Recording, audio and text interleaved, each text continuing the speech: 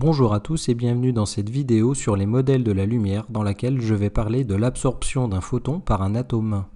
Un spectre d'absorption est obtenu en envoyant de la lumière blanche sur un échantillon qui va absorber une partie du rayonnement de la lumière blanche.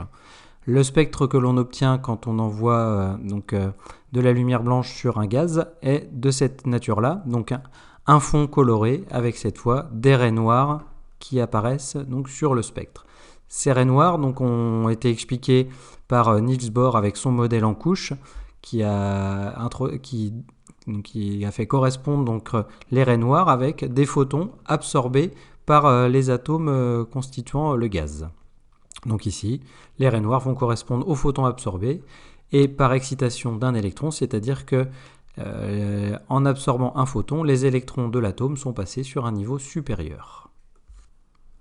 Voyons maintenant en détail le processus d'absorption d'un photon par un atome. Cette fois, un atome soumis à un rayonnement va avoir un de ses électrons qui va passer sur un niveau d'énergie supérieur.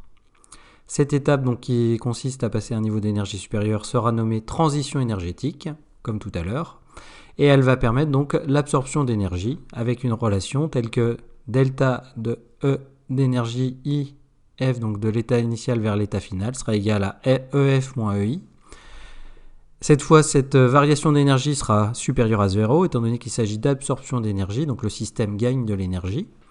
Et donc en utilisant la relation de Planck-Einstein, on obtient EF moins EI est égal à HC sur lambda. Cette fois, pas besoin de mettre de valeur absolue, étant donné que la variation d'énergie est positive. Donc dans cette relation, delta EIF est égal à la variation d'énergie entre le niveau initial EI et le niveau final EF en joules. H est la constante de Planck qui vaut 6,63 10-34 joules seconde.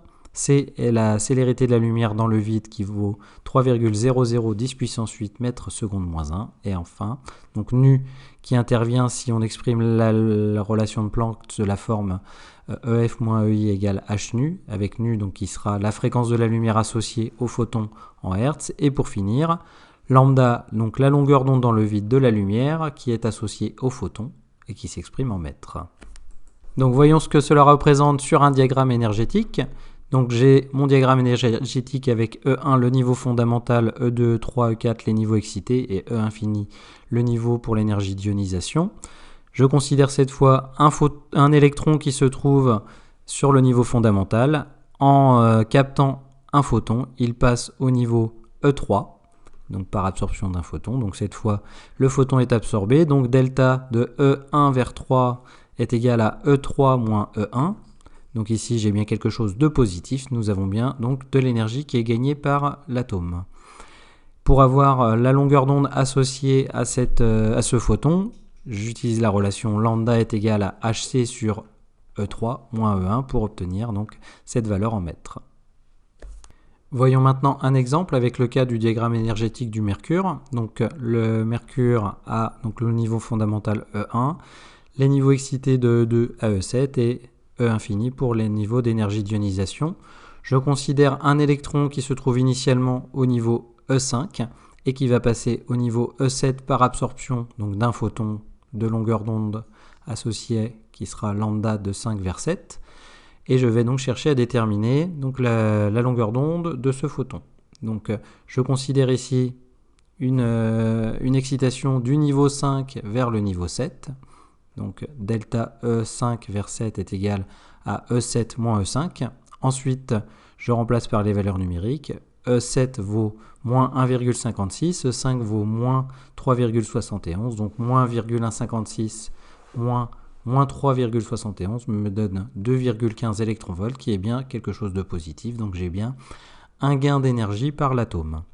Je vais convertir cette valeur en électronvolts en joules maintenant, donc je multiplie par 1,6 10 puissance moins 19, ce qui me donne 3,44 fois 10 puissance moins 19 joules. Maintenant que j'ai mon énergie en joules, je vais pouvoir déterminer la longueur d'onde associée au photon, donc en utilisant la loi de Planck-Einstein qui nous dit que E7 moins E5 est égal à Hc sur lambda de 5 vers 7. Donc lambda de 5 vers 7 est égal à Hc sur E7 moins E5. J'inverse les deux termes ici. Donc je remplace par les valeurs numériques. lambda de 5 vers 7 est égal à 6,63 10-34 fois 3,00 10 puissance 8 sur 3,44 fois 10 puissance moins 19. Je vais garder 3 chiffres significatifs ayant 3 chiffres significatifs pour chaque grandeur, ce qui me donnera ici lambda 5,7 qui sera égal à 5,78 fois 10 puissance moins 7 mètres.